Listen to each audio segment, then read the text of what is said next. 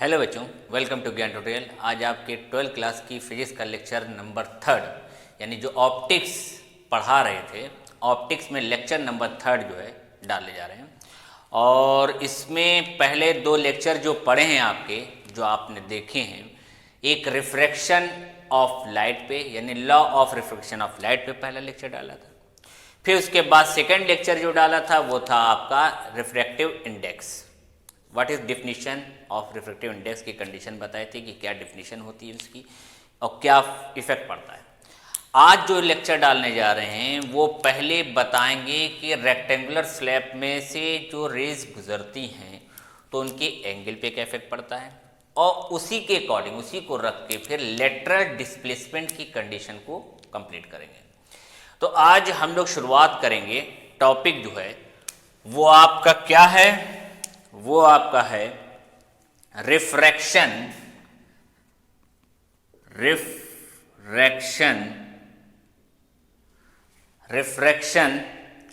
Through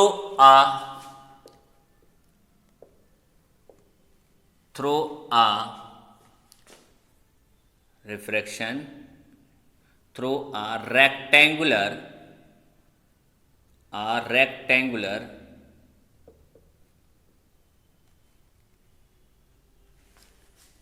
glass slab।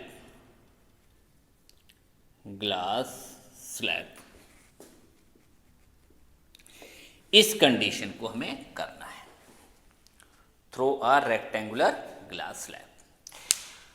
क्या है ये, इसे पहले पढ़ा जाए, इसके बाद इसी से लेटरल डिस्प्लेसमेंट की कंडीशन को किया जाएगा। चलिए पहले जल्दी से देख लीजिए। रेक्टेंगुलर ग्लास स्लैब बनाए, ये थोड़ी डेरिवेशन है इसकी, यहां बनाते हैं। एक रेक्टेंगुलर ग्लास लिया, रेक्टेंगुलर ग्लास में एयर और ग्लास की बात करेंगे।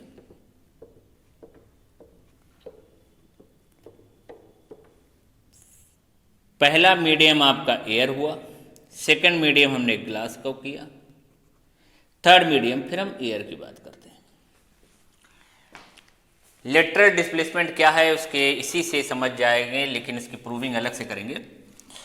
अब हुआ क्या, ये नॉर्मल लाइन है आपकी, ये हमने नॉर्मल लाइन डाली, बना देते हैं पहले से। और नॉर्मल लाइन डालने के बाद इंसिडेंट रेस को एयर टू ग्लास में भेजें। इंसिडेंट रेस को यहाँ से हमने ऐसे लाए, ऐसे भेजा, हल्का ना हो बस,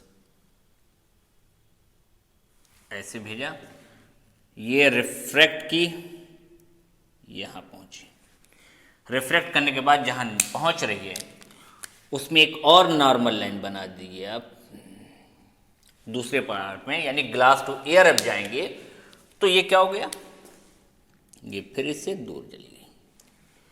अब इनके एंगल की बात की गई, ये आने वाली इंसिडेंट रेस, ये इंसिडेंट रेस है आपकी, रिफ्लेक्टेड रेस, फिर यहां से इंसिडेंट फ्री हो जाएगी, फिर रिफ्लेक्टेड हो गई। यानी आप एंगल को शो कर लिए, ये आपने मान लिया I1 और रिफ्लेक्टेड एंगल इसका हो गया ये R1, इसको हम R1 कह देते हैं।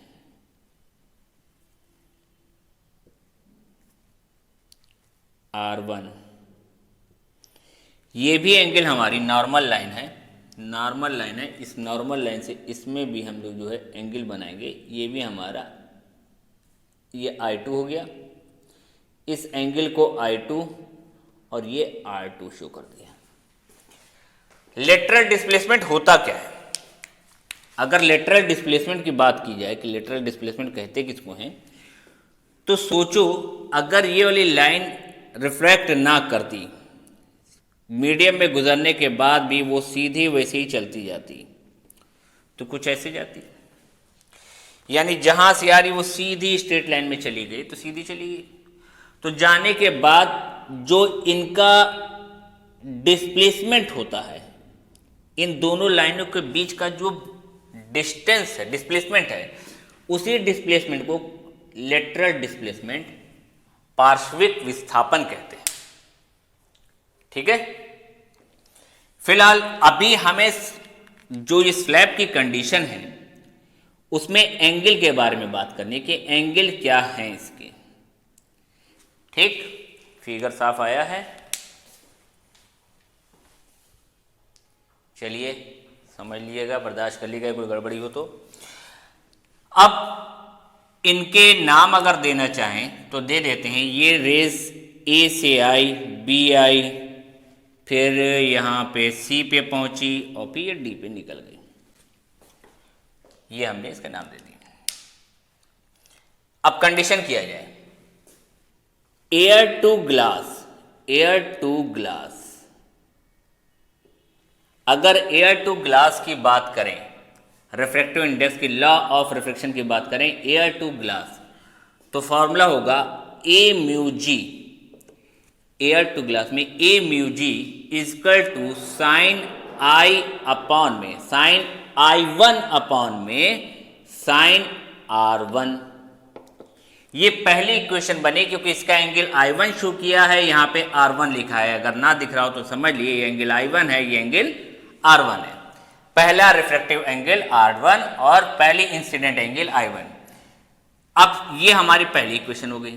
अब सेकेंड इक्वेशन में करेंगे, कहां से जा रहे हैं? अब यहां से इसमें आ गए, अब ग्लास टू एयर जा रहे हैं।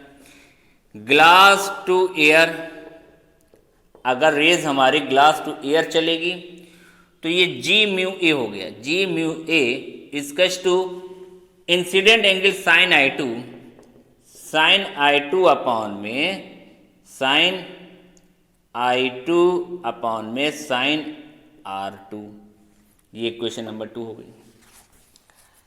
Equation first and equation second का मल्टीप्लाई कर दें, multiplying equation first and second, तो मिला क्या? A mu g into g mu A. A mu g equals to g mu a sine I1 upon में साइन R1, पहले वाले की value, into sine R1 I2 upon में sine R2। ये मिला। अब जब ये मिल गया तो ए म्यू जी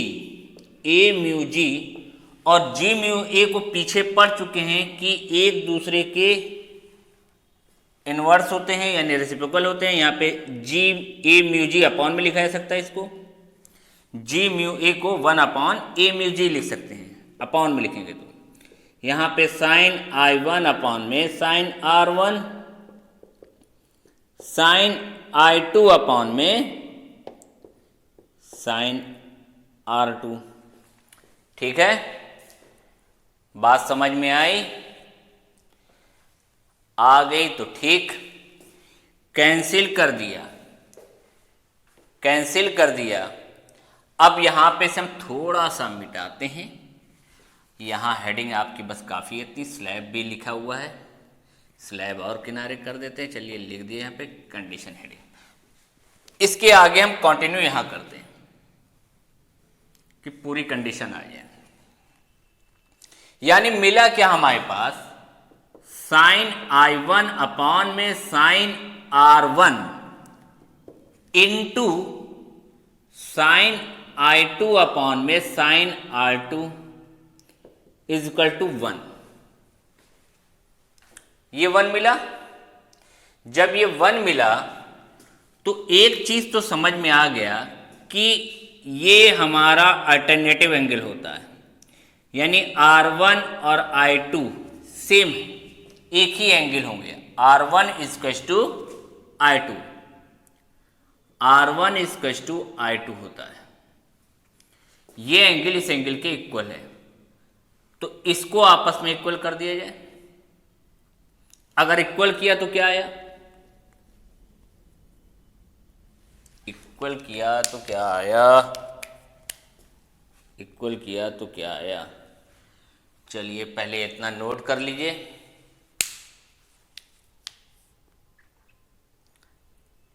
इसको पॉज करके नोट कीजिए।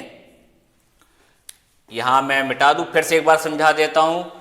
साइन एयर टू ग्लास में, तो एयर टू ग्लास में स्नेल्स लॉ फॉलो कर रहे हैं, रिफ्लेक्टिव इंडेक्स का फॉर्मूला लगा रहे हैं। ए म्यू जी यानी एयर टू ग्लास आने पे साइन I1 अपॉन में साइन I2 R1 हुआ, साइन I1 अपॉन में साइन R1 हुआ। फिर अगर ग्लास टू एयर जा रहे हैं तो a g mu a equal to sine I2 upon में साइन R2 हुआ।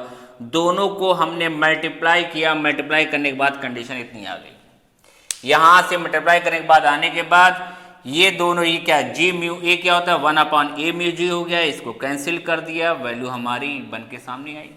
अब हमने ये बताया है कि इसका R1 जो है वो अल्टरनेटिव एंगल के अकॉर्डिंग R1 जो है आपका वो I2 के इक्वल है। अगर ये दोनों इक्वल हैं तो साइन यानी जिस मीडियम में अगर एक ही आ रही है पैरेलल लाइन जा रही है, सीधी लाइन जा रही है, तो ये एंगल इस एंगल के इक्वल कहा गया है।